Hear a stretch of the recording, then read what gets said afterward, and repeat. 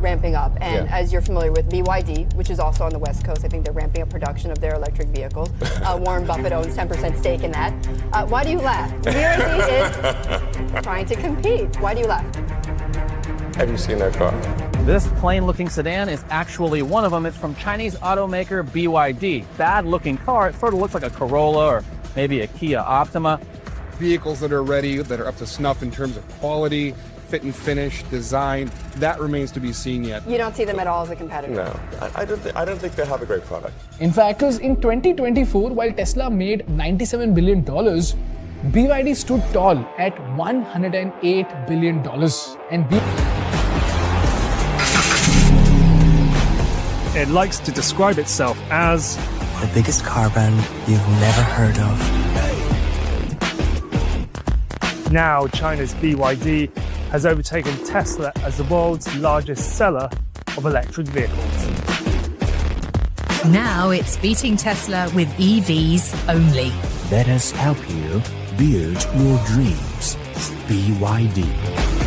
So instead of building a huge clean room around the workers, he built a small, transparent, clean box. And here's where workers could put their hands inside and make the battery. So each worker had a sealed glove box like a mini clean room. And workers could insert their hands through the gloves, assemble the battery parts, and keep it within the enclosed box itself.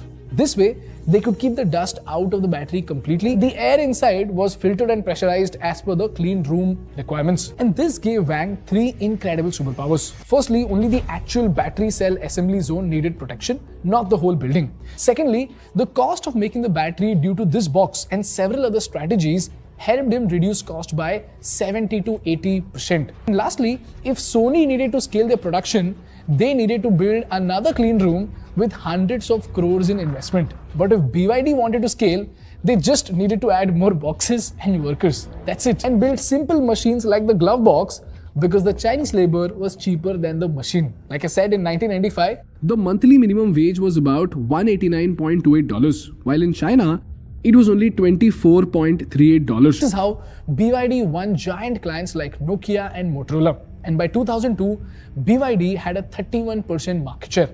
He just needed to master three things: cost, R&D, and design. BYD cars needed to look better than Tesla, and they could no longer be a cheap copy of American cars.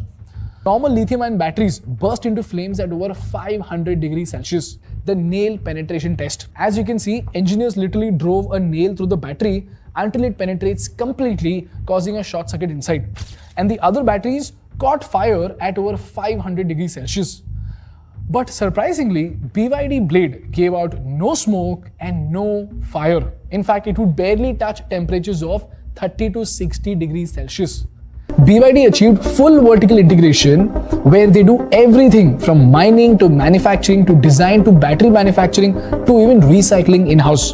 This saved them another 15% in cost as compared to Tesla Model 3 and 30% lower than the Western companies. BEV means a fully electric vehicle that needs a battery to run.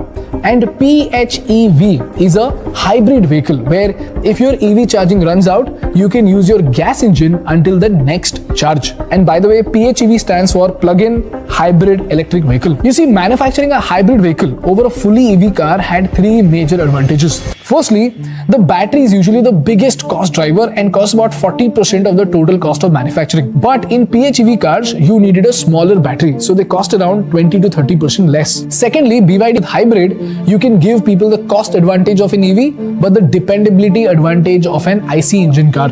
People don't find charging station. They were fine using a hybrid BYD car, whereas Tesla, they could barely sell to 265 million Chinese people. Which is why if you look at this chart, out of the top 6 selling BEVs and PHEVs, 5 of them are BYD and just 1 is Tesla. And more importantly, the sale of the top 2 PHEVs is more than the sale of the top 3 EVs combined. This is how, by first building a cash cow for himself, then by investing that cash into R&D while the world laughed at him, then by consistently working on the attributes that he was mocked for better than his American counterparts, Wang ended up building one of the greatest companies in Chinese history. And he literally went from being a laughing stock to a multi-bagger stock in the last 20 years. Before dreaming of cars and global fame, Wang first mastered the unglamorous business of batteries. That's where he got the money to build a castle of glory. Single brick, dust it off, and start building your castle. That's exactly how Wang built his company called Build Your Dreams.